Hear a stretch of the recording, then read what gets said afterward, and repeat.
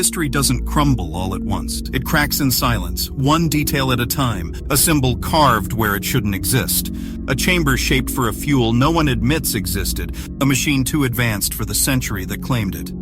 And when you finally let yourself look, really look, at the cast iron devices our ancestors left behind, the world you thought you understood begins to tilt.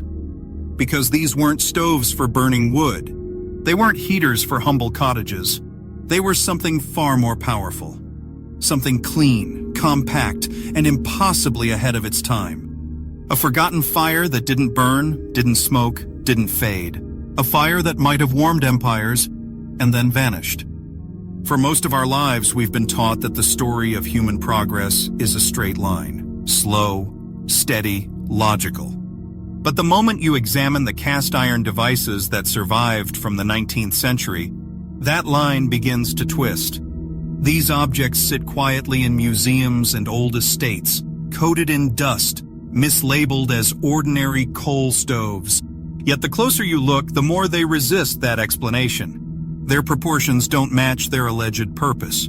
Their fireboxes are too small for standard logs, their doors too narrow for practical loading, their internal structures designed with a precision that seems almost surgical.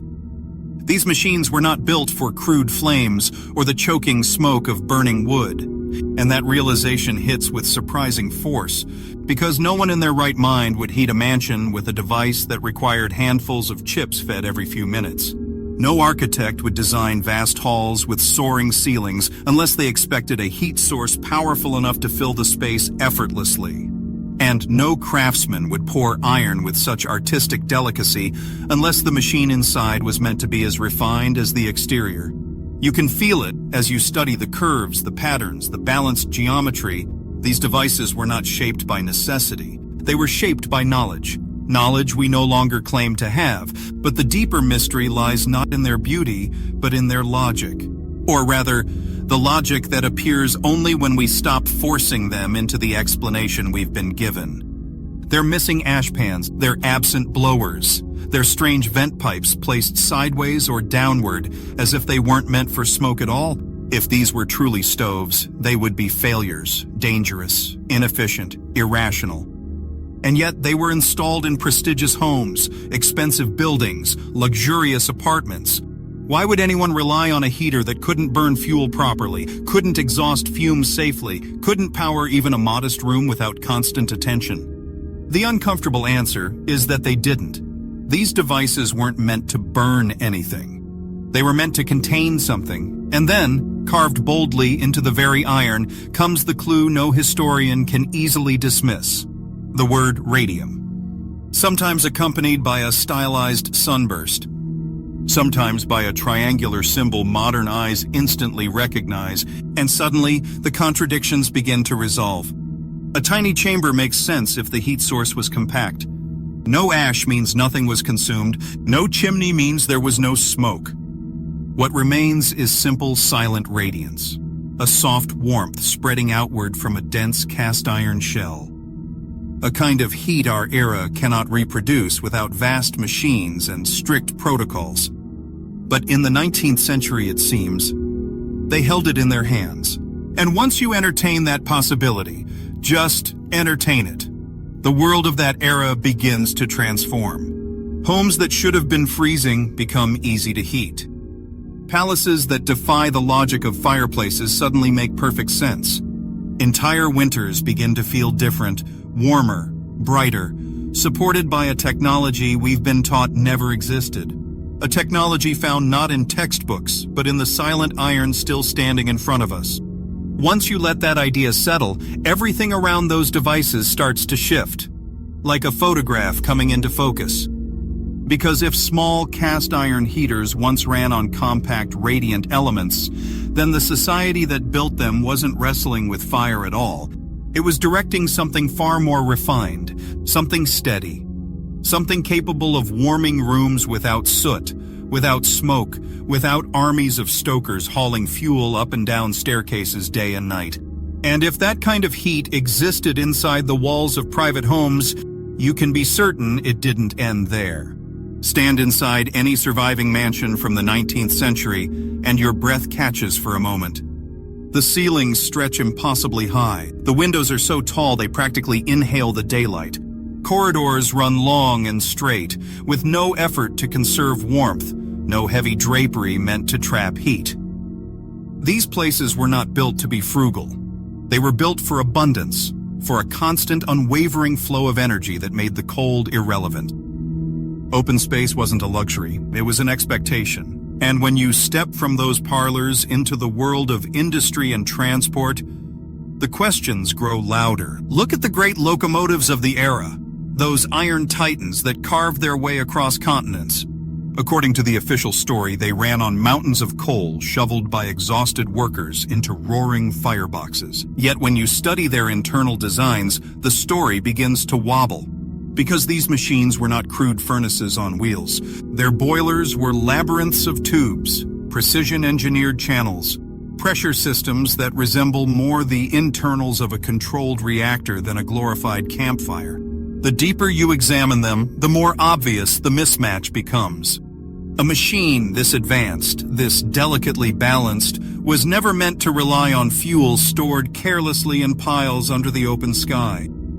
Coal soaked by rain, rotted by weather, smoldering unpredictably, yet somehow expected to power one of the most sophisticated pressure systems of the century? It feels like placing swamp water into a luxury engine and hoping for performance. And the contrasts grow sharper. Coal depots were essentially heaps of debris. But water towers, those were built like temples, strong, decorated, monumental. If you judge importance by architecture alone, water mattered. Coal didn't. The real fuel, it seems, was not what filled the tenders behind the trains. The true source may have been sealed inside metal chambers we no longer recognize. Imagine those locomotives not as smoke-belching beasts, but as silent heat engines. Their hearts powered by dense, controlled elements that required no constant feeding. Engines capable of running day and night without refueling. Engines that explain the impossible speed of railway expansion, the ability to lay thousands of kilometers of track across swamps, forests, frost-bitten ground, and mountains in mere years. Work that today would require fleets of modern machinery, yet was somehow completed by men with hand tools according to textbooks. The numbers don't add up. The timelines don't add up. The infrastructure doesn't add up, unless the machines themselves once held something far more powerful than fire. And once that thought takes hold, it becomes almost impossible to ignore. But the cracks in the official narrative don't stop with machines or mansions. They cut straight into the heart of scientific history itself, into the story of radium. The element, we are told, was discovered through backbreaking labor in a leaky wooden shed. It's a tale repeated so often it has become almost sacred. Two brilliant researchers, Pierre and Marie Curie, stirring vats of pitchblende with simple tools, slowly teasing out a substance so rare, so luminous, so powerful that it changed the world. It is a beautiful story, but beauty does not make it true. The moment you examine the logistics, the fairy tale collapses. To isolate a single gram of radium, one must process tons upon tons of raw ore, boiling it, separating it, filtering it, refining it through stages so chemically demanding that even modern laboratories would hesitate. The water required alone fills entire cisterns. The reagents fill rail cars. The heat demands mountains of fuel. And yet we are asked to believe two people, armed with nothing but dedication and metal pots, performed an industrial miracle worth more than gold.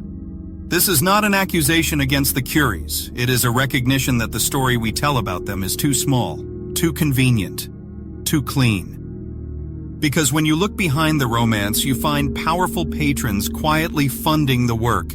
You find government institutions moving ore across borders. You find financial titans bankrolling the extraction of a substance so valuable, so strategically important, that no empire would ever leave its discovery to chance. Radium was not a novelty. It was a target. Something elites were hunting long before laboratories admitted to knowing what it was.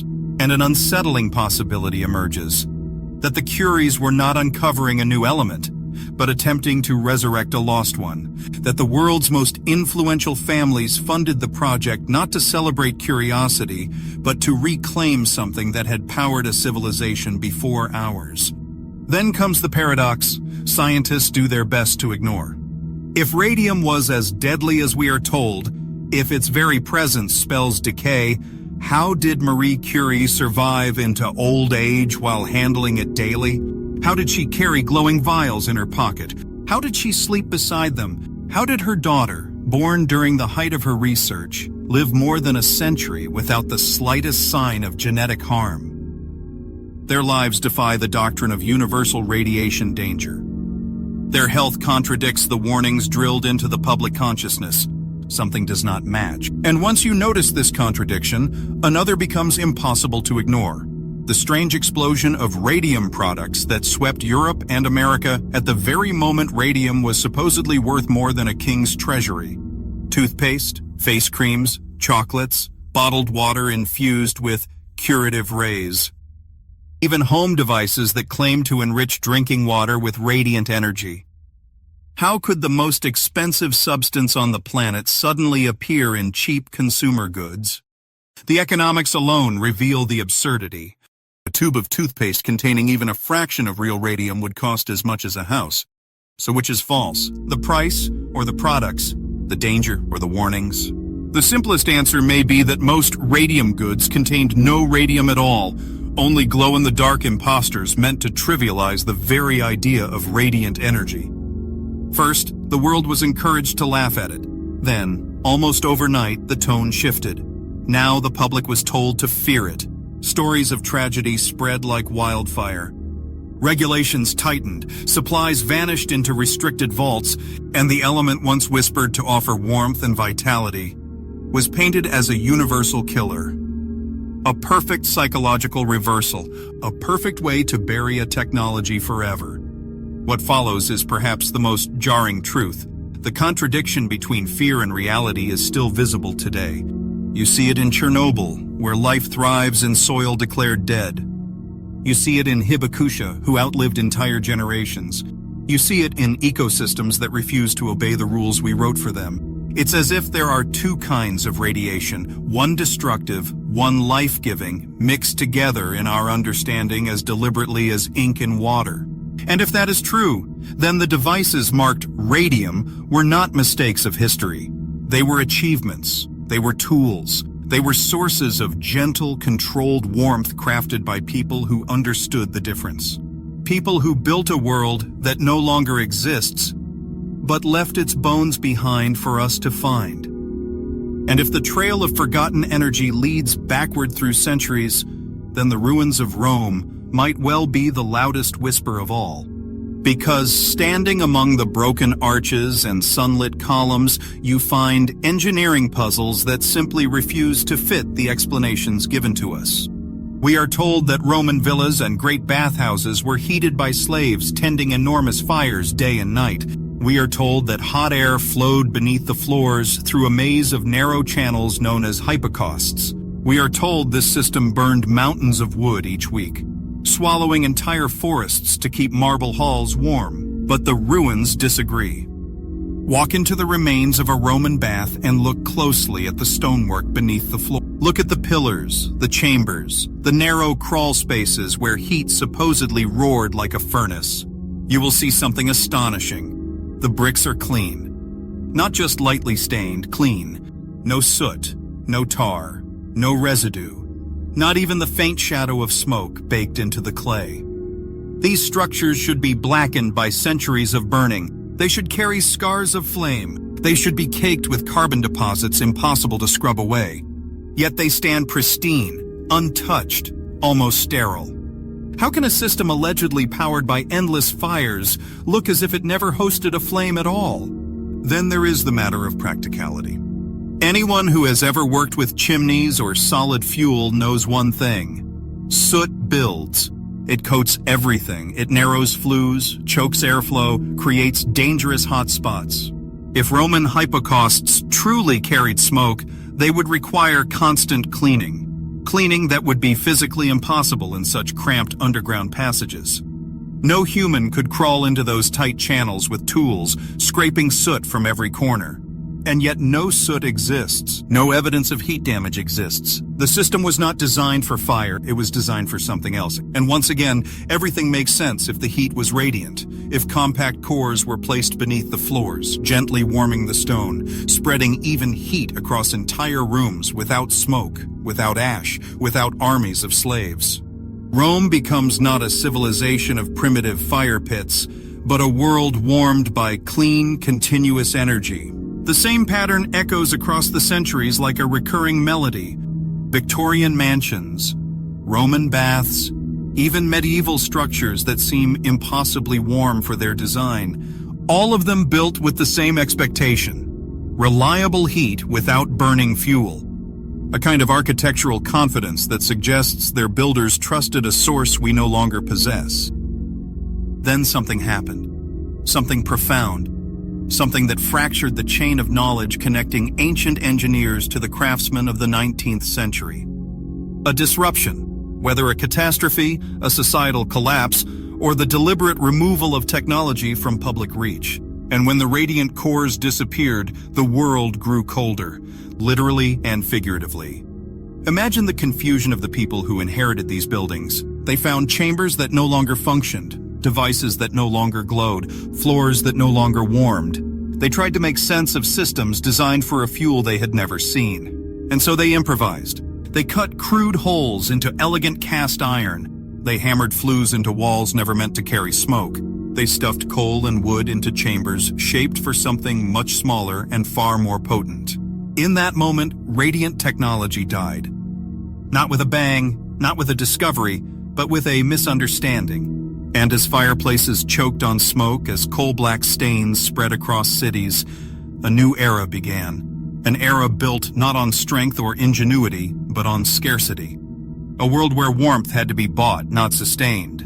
A world where heat came from fuel measured by the ton, not from a single silent element glowing beneath the floor. A world where energy became a commodity and dependency became inevitable. But the artifacts remain. The stoves with symbols we pretend not to recognize. The locomotives whose industrial skeletons hint at secrets. The Roman ruins that refuse to match the stories written about them. All of them pointing to the same truth, that history did not progress in a straight line. It stumbled, it fell, it forgot.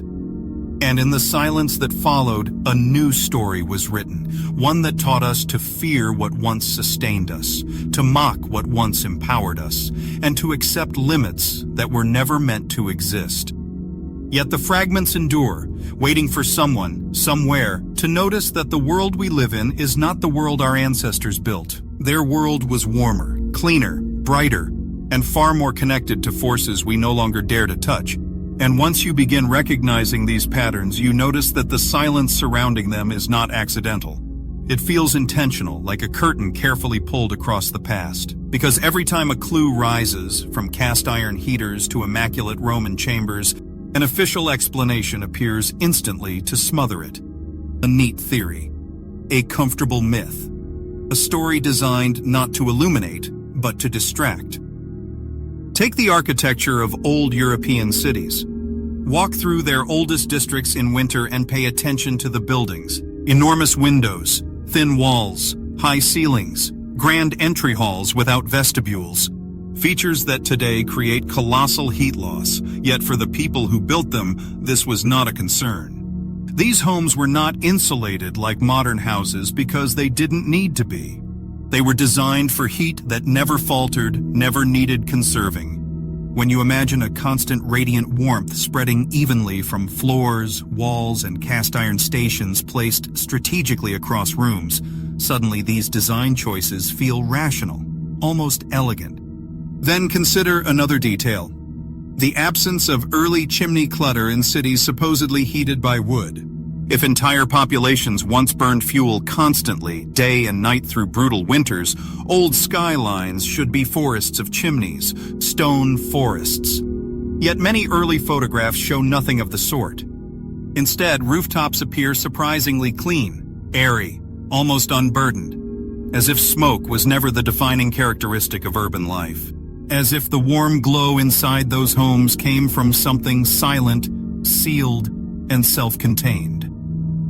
This disconnect continues even in the smallest artifacts. Old household manuals describe heaters that boast perfect cleanliness. Advertisements praise machines that release no odor and require no sweeping. There are accounts, quiet ones, tucked away in dusty journals, of rooms heated without fires, of devices glowing without burning, of warmth that felt sun-like, gentle, deep. These testimonies don't align with coal, they don't align with wood, they align with something else entirely.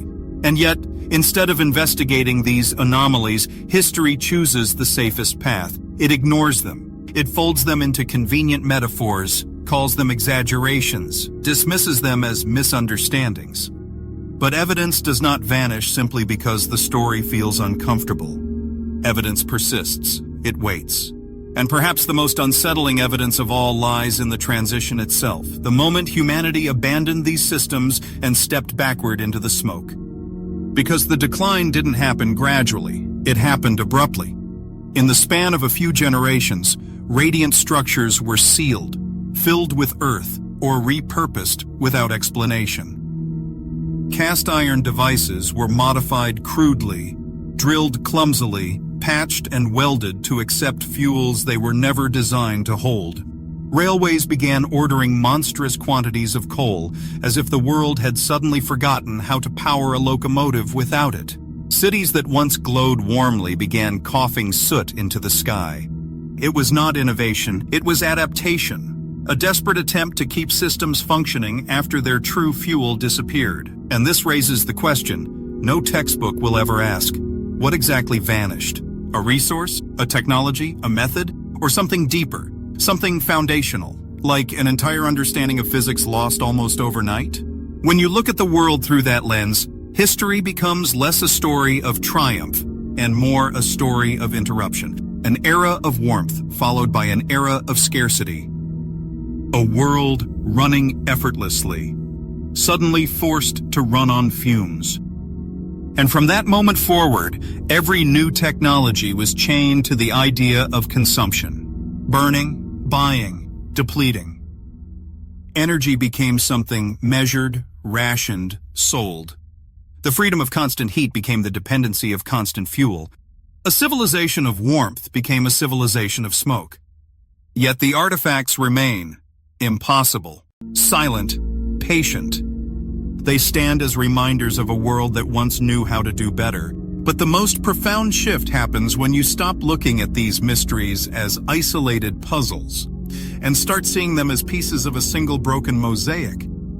Because scattered across continents, across centuries, across ruins and relics and forgotten machines, the same message keeps repeating. Humanity once knew how to summon heat without burning anything at all. And that knowledge slipped through our fingers. Walk through the shell of an abandoned estate and listen to the silence. Beneath your feet lie sealed corridors that once carried warmth like blood through veins. In corners of the walls sit small iron alcoves, far too narrow for logs, too refined for soot, waiting for the elements they were built to hold. You can almost imagine the moment they dimmed, the moment the glow faded, leaving homes colder not because winter had deepened, but because the heart of the building had stopped beating. And outside those homes, on the rails that once connected a continent, imagine the locomotives slowing as their radiant cores weakened. Machines built for effortless power suddenly dragged down by the crude mechanics of burning matter. Engines designed for a heat that never faltered, forced to swallow smoke and cinders instead. Great iron networks, once alive with clean energy, becoming shadows of themselves. Then look even further back, into Rome, into antiquity, into civilizations whose ruins still puzzle engineers today. Floors warmed without flame, baths heated without fuel, columns rising above chambers that never saw smoke. All of it quietly whispering that the ancients were not fighting nature. They were cooperating with something deeper, something purer, something we no longer recognize. And when that knowledge vanished, whether through disaster, suppression, or simple forgetfulness, The world rewrote its expectations. Architects stopped designing for endless warmth and began designing for scarcity.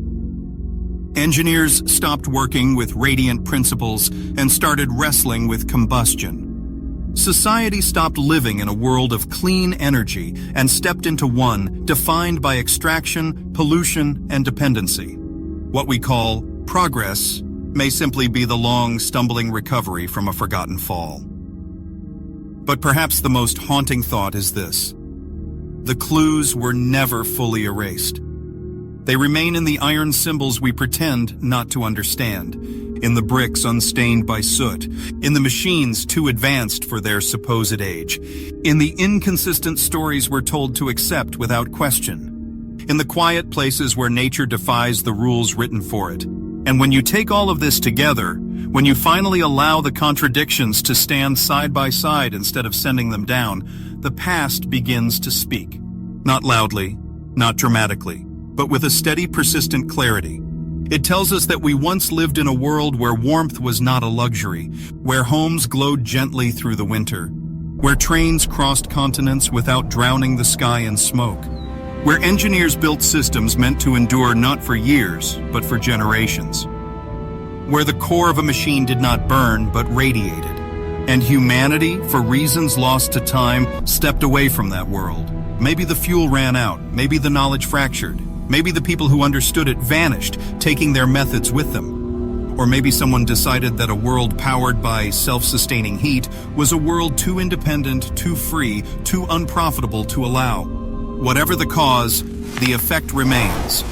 We live among the ruins of a technology we no longer grasp, warmed by fires we were never meant to need, pulling coal and oil from the earth to replace something far cleaner that once sat quietly inside cast iron shells and under ancient marble floors. And yet, the truth is not gone. It waits in the artifacts, it waits in the contradictions, it waits in the courage to question what we have been told. Because the world around us is filled with silent machines whose purposes have been rewritten, misunderstood, or buried beneath comforting stories. And the moment you dare to look at them with your own eyes, not through the lens of textbooks, but through the logic of engineering, the past opens like a locked door. It doesn't hide its secrets, it simply waits for someone willing to see them.